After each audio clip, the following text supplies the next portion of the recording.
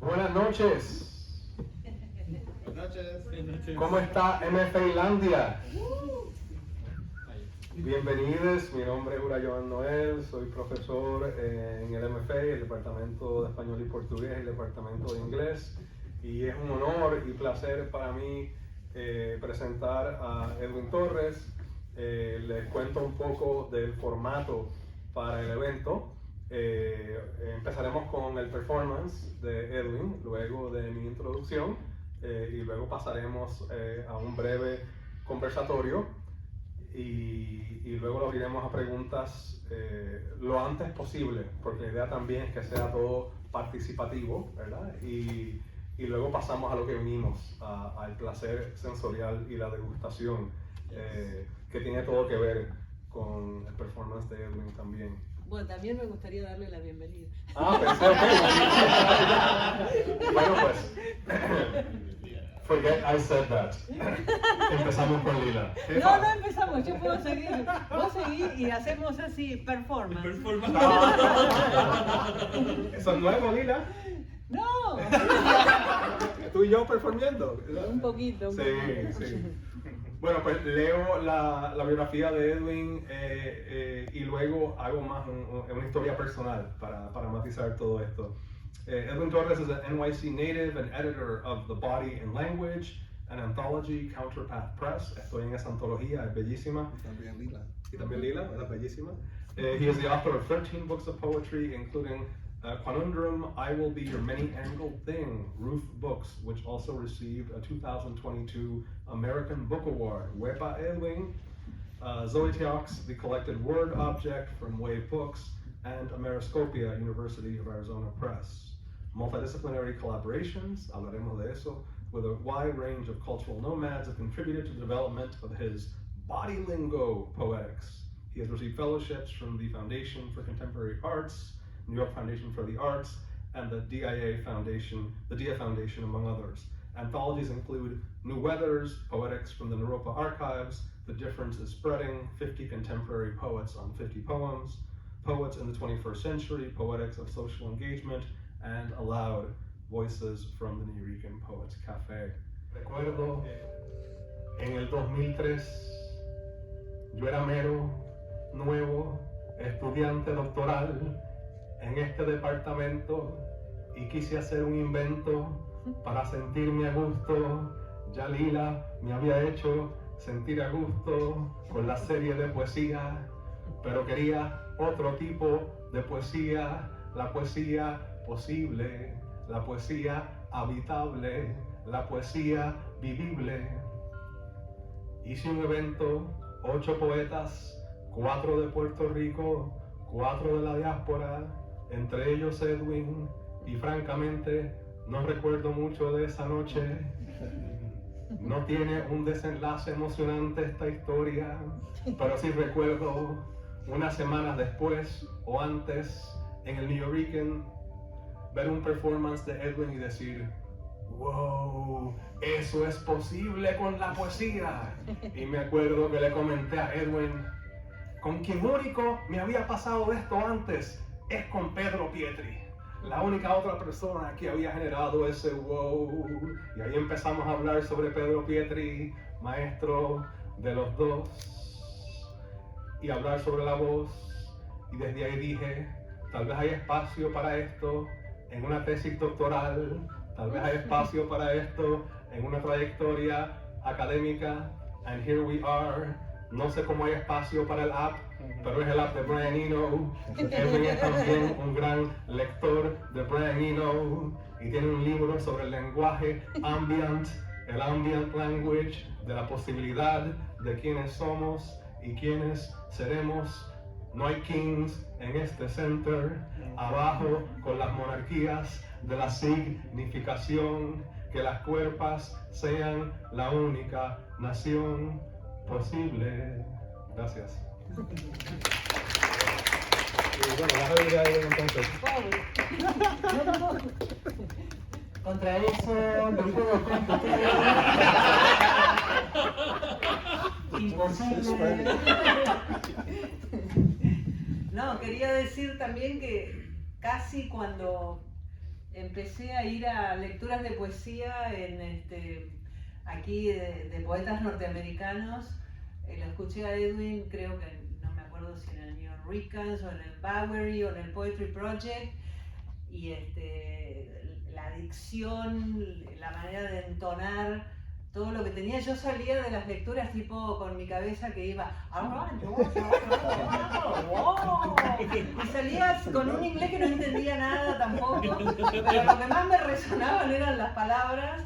Y bueno, entonces a lo largo de los años nos hicimos muy amigos. Él vino a leer a Rebel Road, que era una serie de poesía que yo tenía en Shelter Island. Vinieron 2 veces también con su esposa, Elizabeth Castaña.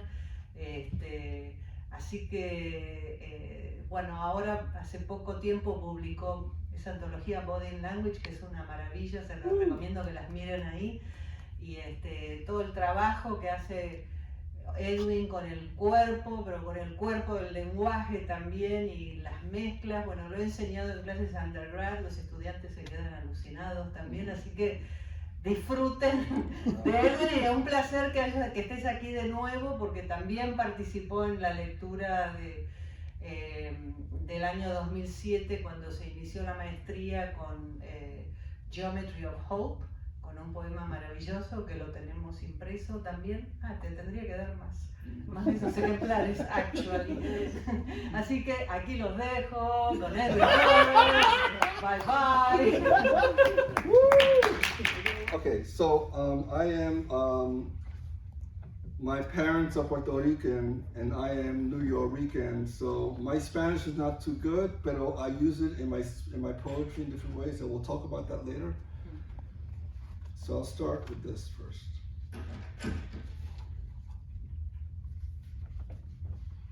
Song of No Island. From the edges that inspire me, to the edges that surround me, to the edges that define me, I'm a land of no horizon. From the galaxies below me, to the galaxies above me, to the families inside me, I'm a man of no horizon. I want to speak American, I want to speak my island, I want to go where I can know, I want to reach no island. How do you speak no American? How do you speak no island? I want to know where I can go, if I can speak no island. From the waters I was born in, to the borders I will die in, to the edges I imagine, I'm a man of no horizon. As I walk the open skyway, free of all I hold inside me, what I leave for those who love me, in the land of no horizon. I want to preach a miracle, I want to speak no island, I want to go where I can know, I want to reach no island, I want to speak American, I want to speak my island, I want to know if I'm alone. Are you the same as I am? In this poem, when you hear me say no, you say no back. This is called No Yo-Yo. He's from New York, from Puerto Rico, New York. He's a New Rican, what they call a Riqueño. Being New or Trigueño, speaking New or Rican, a New York speaking New Yorker. No. No había. Louder and fuerte. Is he new or a porter? A port of sherry, sherry, sherry. Puerto, Puerto, York, oh, Yoko. El coco, ¿qué hablas? Se llama coco. Noco. No! No city? No! Port of no city Rican? No! A port of Puerto Rico is called a boricua. A boricua? A boring what? A bore. This is boring. Into my yawner, what you say, what new saying? The new say be the new city of York. A Yorkie, a pit, a bull, a toro, Torres, a Norres. No! A city no. No! A city Yorker, uncorked. A boozer, a bozo, a new bozo. Yo soy bozo in the yo zone. See, yo soy the new yo. That's some New York, bro. Yo Rican, see, soy Norican. No! He's Norican. No! From Noricua. No! He's no you. No! No yo. No! No I. No! The I in I is the new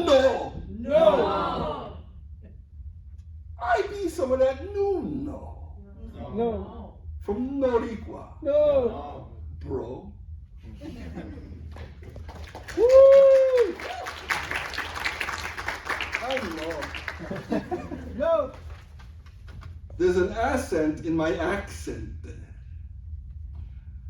I want to live in a, don't want to live in a, I want a rhythm to live in a rhythm of man, I want to live in an infinite innerika, pity the pattern of poems that try to belong. Can you seek or forsake a facade if you keep a compassionate palm? Could your infinite ever evolve if your liminal ever recall? My anthropology, your local, my lobotomy, your yo-yo, my epistemology, your oh, my weaponology flow.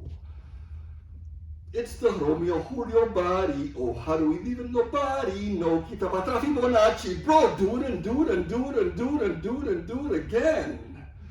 To the secret deceiving a soul, can Eureka the Mecca for gold? For the keeper to sever the ethnic, seek it or leave it alone. Why vivify a revival? I tried a recital in high school. I played a malevolent bifool. I did it because of my name. I spoke a reversible accent from better to good, both Officer Crump and a shark. I played both in the guise of a hood.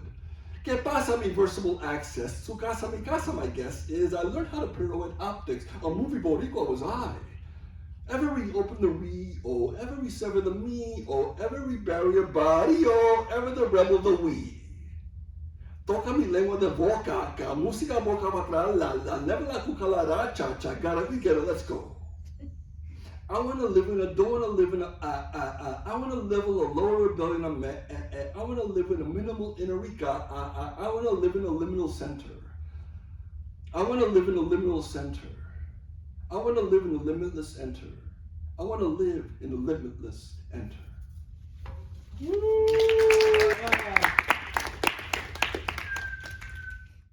Bueno, buenas noches. Gracias por esa increíble performance, Edwin. En el espíritu de la intercomunicabilidad, que es la experiencia boricua, latina, neoyorquina, vamos a hacer el conversatorio de esta forma. Yo haré las preguntas en español y Edwin responderá en lo que le dé la gana, ¿verdad? Sí. Y nos entenderemos todos. Y nada, antes de hacer las preguntas, solo un shout out, ¿verdad? A la influencia transgeneracional del trabajo de Edwin. Escuchando el audio que pusiste, reconocí la voz de la gran Latasha en Nevada Diggs, una de las grandes poetas sonoras afroamericanas, poetas de performance, en una colaboración que hicimos. Así que habemos generaciones de poetas y performers tomando nota, ¿verdad?, del trabajo de Edwin, y se nota, creo que en la labor que hacemos. Así que gracias por ser una eterna inspiración. Y tal vez nos hables un poco al final de ese proyecto. Pero quería empezar preguntándote sobre tu relación con el español, ya que estamos en un MFA, Escritura Creativa en Español. Sí. Como puertorriqueño nacido en Nueva York y criado en el Bronx, ¿cómo ha cambiado tu relación con el español a través de los años en tu vida y en tu obra? ¿Y dónde ubicas lo interlingüe, el Spanglish, por ejemplo, en tu vida y en tu obra? Because I'm answering in English is your answer. When we were growing up in the Bronx, in 5th grade, we had an option to take Spanish class or French class. And I was a rebel, so I said, no, I'm gonna take French. And my sisters took Spanish, so they speak Spanish fluently, and I don't even know French. So this microphone is playing with me. So my approach to Spanish has always been, well, it began as sort of wanting to be different than even my own language. And subsequently, as I grew up, I valued that hybrid space in between the two languages. I think a lot of hybrid people growing up with two languages probably hear it differently. They hear the world differently. So I feel that when I started writing poetry, I was more interested in how a word becomes a word. I didn't go to school for poetry. I went to school for graphic design. So when I was, years later, when I was entering performance, I was more interested in how things, the process, how things become something. And after a while, somebody from the audience said, Edwin, people are following you. You should pay attention to La Raza. Yeah, because it'll be last name. So I was sort of given a dare to embrace my lineage, and my mother, my family didn't do that because it wasn't in their zeitgeist. They just, you know, but I also I realized that I think I've thought about this question many times because people are always curious about that, about how Spanish enters my work.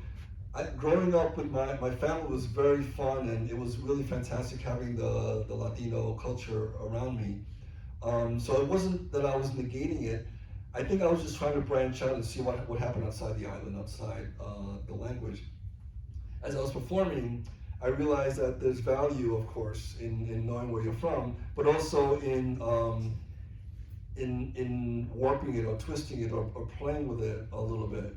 So the work that I wrote, the performances I did were very much about creating something, and then Spanish crept in because I was not a fluent Spanish speaker. I heard it, I understood it perfectly, but it came out all kind of mishmashed.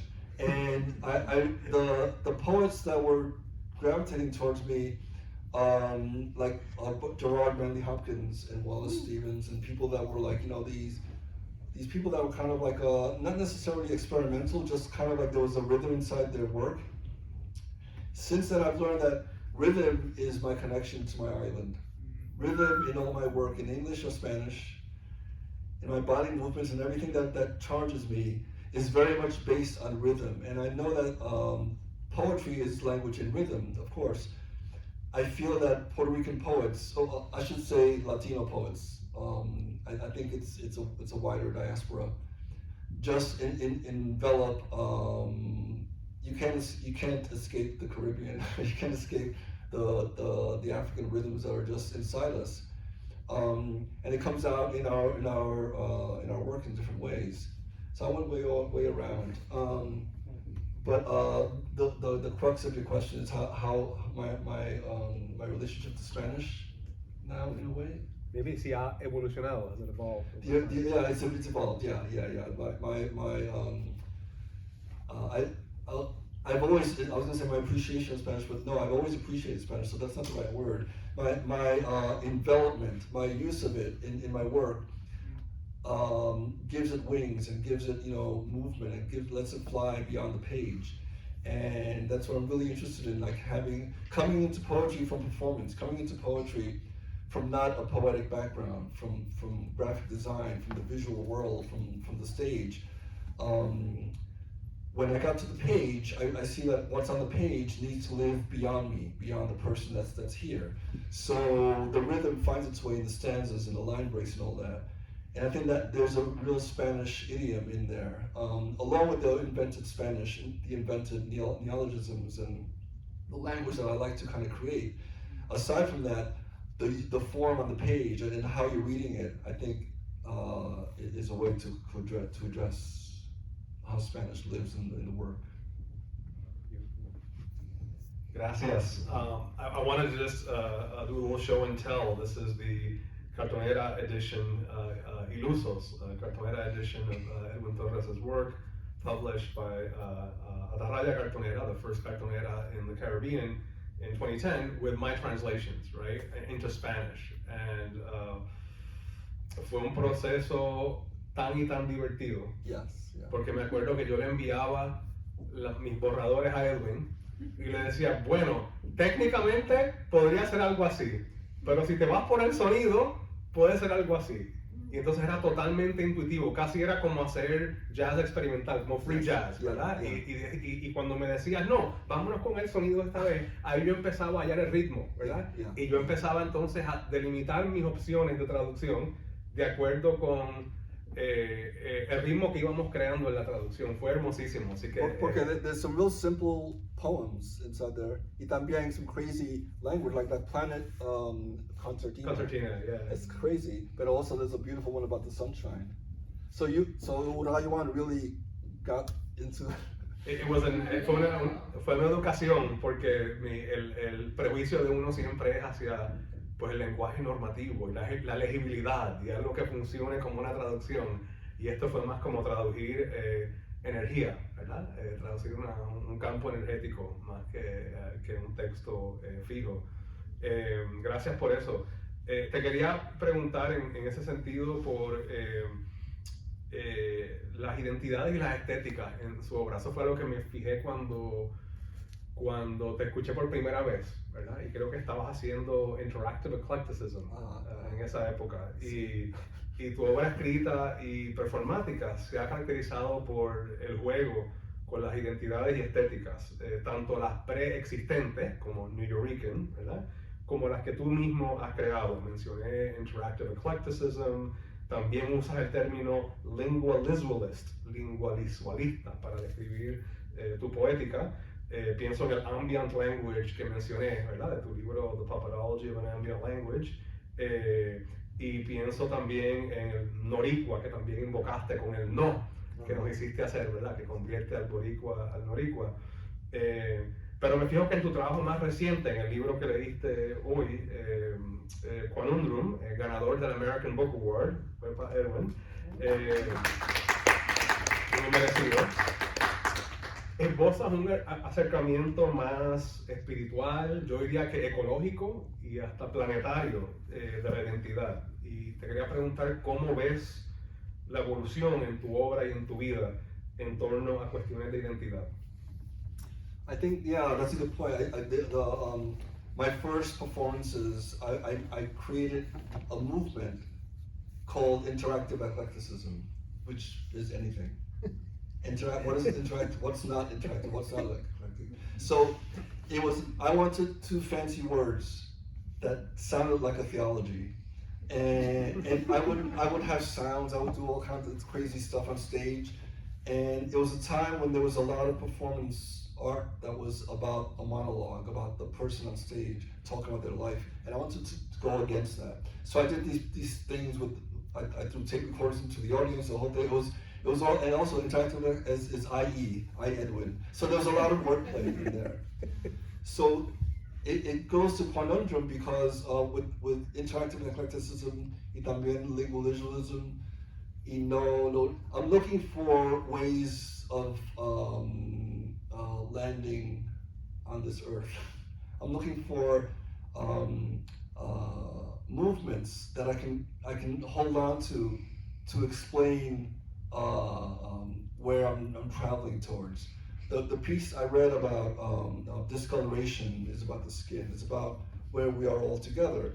And I think my work in Conundrum is more about this idea of IE, which is that we are all interactive, but it's now a community. I think the language that I've developed since like 20 years ago is a little more focused, but it's all the same to me. It's all like the faith. I'm interested in faith beyond religion and beyond language. It's more like a faith of self. So in that faith of self, if I show you this crazy idea that I can exist in, then you can have your own crazy idea. It's as simple as that. But it's also a dare for the populace to own themselves, to let yourself be who you are. And that's hard to do. I mean, I think, as I found out, it's just hard sometimes when you're having a bad day or you just don't understand where you fit in, where you belong, and especially as a hybrid, between two languages or two cultures, where is your place? And how does that affect your art, or how does that affect what you're trying to get across? So I'm interested in finding, is there a spot, is there a Norikwa that I can live in that allows me to travel the galaxy and be who I am? Maybe not, but I'm playing right now. Can you play with me? Maybe you don't want to play, that's up to you. It's a chance to take. But it's also, there's a lot of trust that I'm trying to show the audience and show everybody that they have their own trust. So there's a communication back and forth where you see this person traveling through a certain kind of a search. And it allows me to have my own search. I mean, I think art or poetry or things that bring you beyond your normal routine are necessary to allow you to understand that things change and that you're always evolving and that the world is evolving. And that's a simple thing to say, but to experience it is sometimes hard. So just having pieces or the Quantum book, for example, which has there's a lot of visual work in it also. I wanted the book to have a sense of self, and also play, and also experimentation, like a hodgepodge. Like it's very much IE in another kind of form. But I wanted to play you this one thing. I told this to Ura before.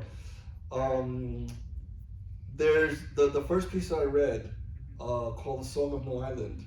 Actually, was written. I write a fair amount of my pieces based on rhythms of songs that I then interpret somewhere else. So I want to read you this little. I want to play you because I thought it was kind of cool. There's a Colombian fishing song, and I'm gonna play it and sing along with it, and we'll see what happens. It's short. You hold the mic. Y también let me performativa within the performativa. Okay, so all right. Okay, so esto se llama El Pescador.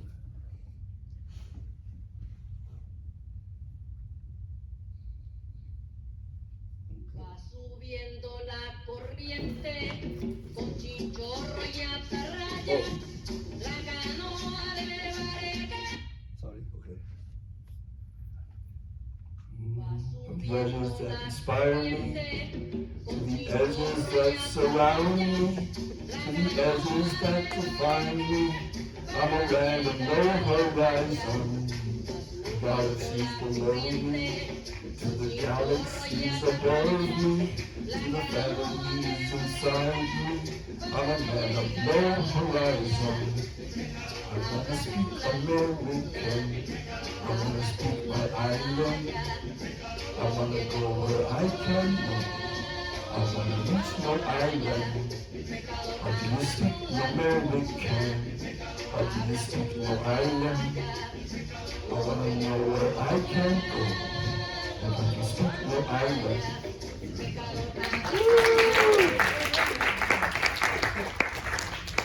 So inspiration is everywhere. But so it's funny because I don't know how many years ago the poem is, but there was one when Sarah Palin was in the news. Yeah, oh God. And she said something about like, why don't they just speak American? And that stuck with me. What does it mean to speak?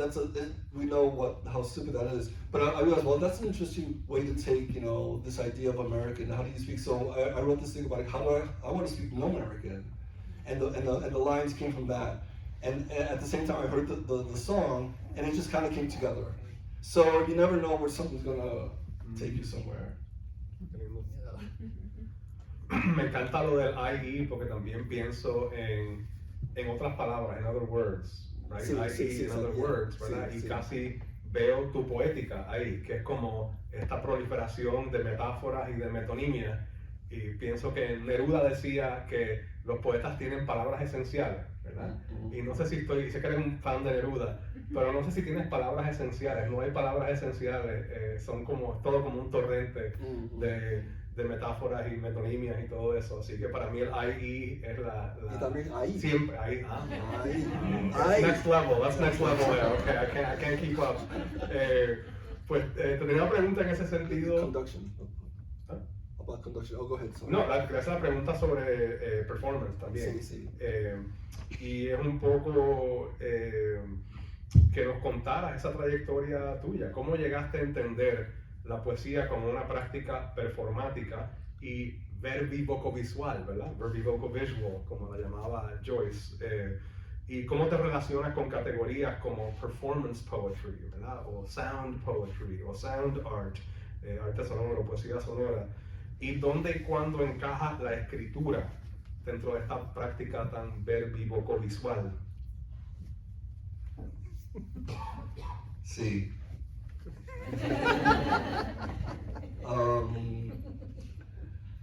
The first part is labels. También, sabes, it's like about performance? Because it's a great question. I want to make sure I get to all of it. How did you arrive at the performance and the vocal visual, and how do you relate to labels like performance poetry and sound poetry and sound art? I think labels is up to everybody else. You just kind of do what you feel, and I feel that I understand the formality of finding where your entry is, where your approach to something can be or needs to be. You need to compare it to something else. I don't worry about that. I feel my mom, when I grew up, my mother, we would have these Christmas parties, parrandas, and she was like a killer. We would have a group of musicians, and we'd do bombas, bomba, la la la la la la, and then somebody takes a turn and they do a decima, and then like bomba. So she was a killer. She would improvise, and she was amazing in Spanish, like. She was like this performer, you know. So I was like, you know, this kid like watching. Okay, yeah, there's something there, you know. So she comes to mind. I don't know exactly why. As far as like labels, like anything is possible. And so that's sort of like, you know, inside. And then as you go through it and you're performing or you have a chance to do more pieces, I don't know. I'm very restless and I don't stay in one spot too much. So I feel that people need labels to find out where you fit in, but that's up to everybody else. You kind of just continue with your journey in a way. I felt that performance and poetry went together because I guess because of my background with graphic design, where I saw the page as this landscape of black and white. I mean, Conundrum has a few pages. I mean, there's like normal kind of stuff, pero también, you know, right, that. And then there's like, you know, I'm kind of like exploring like what it means to, where, this goes towards, like, where do you read that? Where do you start? And I don't mind that, I don't have an answer for you. You know, you're gonna find out where to go. There's cuerpo cut in half. And if you look for it, you'll find it. If not, it's okay. It's just part of it. Because then you can turn the page. It's like, a poem. Okay, I can relax. So there's something about, there's a theatrical thing where you wanna not lose the audience totally. You wanna either mix a poem with the sound, with the music, and same thing with the page. Like, you know, how you explore the journey you're going through the book as you turn the page. So it just feels like a natural combination, those two things. What was the second part of your question? Maybe how does writing fit into this verbi vocal visual constellation? So that's the beautiful thing about not having a place to go is that you never get there. Which means you keep going. That was a very Pedro kind of answer. I feel that the visual location of text on the page opens up a lot of openings inside the blank spaces, the positive, negative of the page. And though there's all kinds of information in there, and I find writing that kind of that sort of mimics the brain folding in and out. I don't know. I just get a combination of the possibility that the graphic world, that the visual world gives you. Art is very, like paintings and art in general is very inspiring, and I want to see if I can explore that sense of getting lost in the beyond by having the page be what it is. So I already have questions about stuff, and my poetry is about a lot of questions. And I realize that there are even more unknown questions inside the unknown parts of the page. So there's a lot of, I'm setting up landscapes for me to get lost in, on purpose. Like, I want to keep going. So that's, yeah. Sí, le voy a decir a la clase que tu estética es tan performática que un término como poesía concreta, concrete poetry, se vuelve irrelevante, ¿verdad? This is concrete poetry, pero más que eso, yeah. Y menos que eso, tal vez. Y quería decir también que yo sepa, tú eres el primer poeta que yo vi que usó InDesign, el software, como un concepto de diseño gráfico súper Sí, experimental. sí, Tú eres la primera persona donde me di cuenta que un libro que yo soy bien lento para esas cosas. Y dije, wow, InDesign is like a thing in this book. Es parte de lo Sí, que está sí. pasando. Es como 2009, por ahí más o Sí, menos. sí, sí. 2009, Yesterday, I have a copy, but yesterday nothing, sí. También. Cool, Yeah. beautiful. Pues tengo una última pregunta y luego la abrimos al público y tiene que ver con la colaboración, porque hablamos un poco de la traducción, pero has colaborado con unas constelaciones de artistas por décadas. ¿Qué rol juega la colaboración en tu obra y sobre todo en tu obra reciente? Pienso que en un libro de artistas, de tus poemas que publicó este artista puertorriqueño de Indiana, Adrián Tío, o el trabajo con los coros de poetas, ¿verdad? Tradición que heredaste del legendario y fallecido compositor y músico afroamericano Butch Morris, y lo que escuchamos, ¿verdad? De las voces grabadas eran de un performance que hicimos, ¿verdad? Tú nos conducías como parte de ese Poets Choir. Me dio terror, ¿verdad? Porque Edwin te da estas instrucciones y a veces es repite lo que dijo el poeta de al lado, o inviértelo, o improvisa. Sí. I don't Sí. talk. I'm not good. Con señas, sí, todo con señas, así que estás bien pendiente y que hace la persona al lado, ¿verdad? Súper estresante, pero súper hermoso, el fe en el proceso fue súper hermosa, así que no sé, ¿qué te da la audacia, the daring, para hacer todo ese tipo de colaboraciones? Tienes hasta un disco con, no sé, con Sub Pop, ¿no? Tienes un disco como indie o algo así, ¿no? Kill Rockstars. Kill Rockstars, ¿verdad? Sí, Uno de sí, esos sí, indie labels. Tus discos musicales también, si quieres hablar de eso. Oh, I love collaborating because it helps you get outside of your head. Somebody else is looking at what you're doing in another way, and that opens up your own way of approaching your work. And also, I think it goes to the search of the journey that I'm talking about, where you want to be able to approach what you're doing in ways that you had not expected. You want to open up experiences to your own mindset and to your body and to what you think life is about. You know, the questions. So I think more questions come in a good way from collaborating. The piece that what I was talking about, the conduction. So the conduction, I'm conducting 6 voices, and I have them each read their own poem, and I'm signaling them to follow each other. And there's a lot of different signals about either keeping a note, copying, reading, stepping out, all that stuff. And the idea is to structure an improvisation. It's a way of structuring an improvisation with musicians and with poets, where the conductor is listening to it all. So yes, it's very stressful because the poet is like, and you got, but also you got to perform. You got to be there and everything, and also pay attention. So it's fascinating. It's really interesting to watch. And so I played a little bit of a small part of that. And what I did is I had a recording of that conduction, and a musician that I know made a loop of that and added piano to it. So it becomes another piece of art, another piece of music. And that's what I use as a background. And I was reading this piece over it that was very meditative about love and so you're kind of getting lost, like, where's the word, where's the sound? And that's part of the idea, because then I come out of that with a very kind of quiet piece. So that goes to the structure of the performance, the dynamics.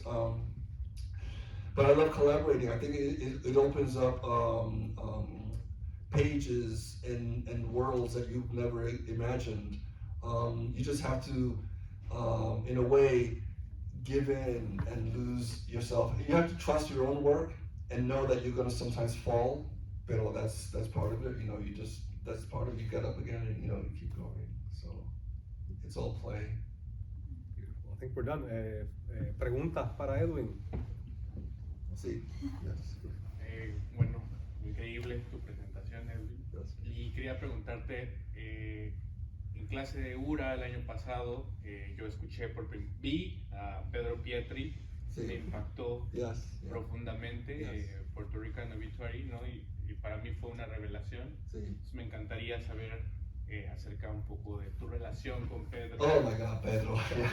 I love Pedro. Okay, so this was a good point to your earlier question about when I was writing poetry and I was started getting into adding Spanish to my poetry, between Miguel Algarin and Pedro Pietri, I saw two extremes. Miguel gave me permission to be sensitive and Latino at the same time. And Pedro gave me permission to be totally out there. And I needed that. I needed to know that, you know, if I'm writing about my culture in my way, I don't think, I mean, the piece I read, it's a long piece, que se llama Boricua in New York, about my father. And my father, when he first came here in the Puerto Rican migration, walked the same streets that I walked in the East Village. So the poem is about that, about both of our crossing over.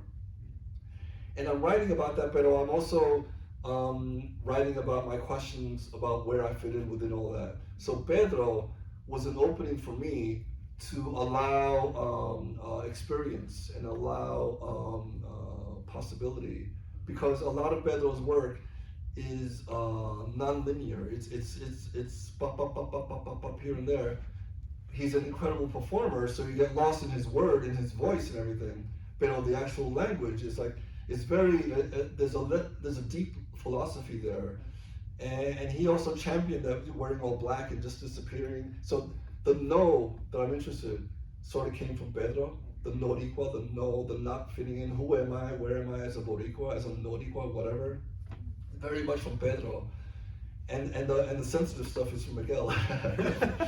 I mean, a lot of other people, but you know, it's all combined. So a lot of it is like allowing yourself to explore, you know. So. Eso lo quería mostrar. Aquí, bueno, mencionaste a Miguel Algarín, el fundador del New York Poets Café, y aquí tengo mi copia de tu primera plaquette, your first chapbook, right? Yes, Is that your first one? yeah. I hear things people haven't really said. 1991, ¿no? 91 por ahí. Sí.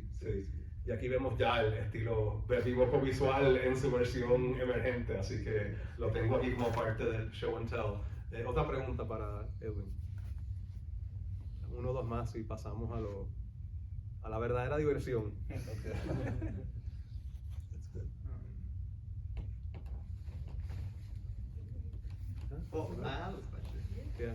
So basically, you talk about this spirituality of the self, sort of, and I was, well, Urayoán asked a lot of the questions that I wanted to ask you, and because you know, I saw the relationship with music, Yeah. and I wanted to ask if there's a relationship with other elements such as water whenever you're writing, and I don't know. It's funny, but the anthology that I edited, The Body Language, is I was always interested in the body and how it appears in work and everything. So for years and years, so I finally decided to put this anthology together and ask people that were inspiring to me. And I asked them, it's a huge topic, the body and language. So I have writers, I have musicians, I have healing yoga people, performers, all kinds of people writing about this topic. And when I got the essays, I didn't know how to put it together, and I thought of alchemy, of water, fire, the elements. So each stanza is four elements. So anyway, it's very much in my mind. I don't write about it specifically because then it's too clear. Some things you hold on to, and they guide you, and nobody else has to know. You know, it's your thing. Yeah. But and then it comes across in the work somehow. Sometimes, you know, that you get a taste of it or you hear it a little bit. But yeah, the elements, you know, our connection to our earth and to where we are. The last piece about climate change, about mothers and mothers and mothers, and you know, Mother Nature. But also, it's just like how far is our connection? How far do we lose ourselves before we lose what we're in? So a lot of that is very much about alchemy, about where do we allow ourselves to fuse all those different parts of elements together and let ourselves be who we are. It's a lifelong mission. You know, there's no easy answer. It's a lifelong, but it's a good one. Thank you. You want to take one more, or do we leave it there? I think we're good. We're good?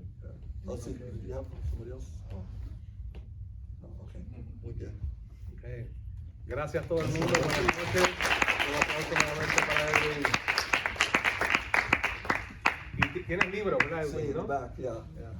Chequen sus libros, aprovechen.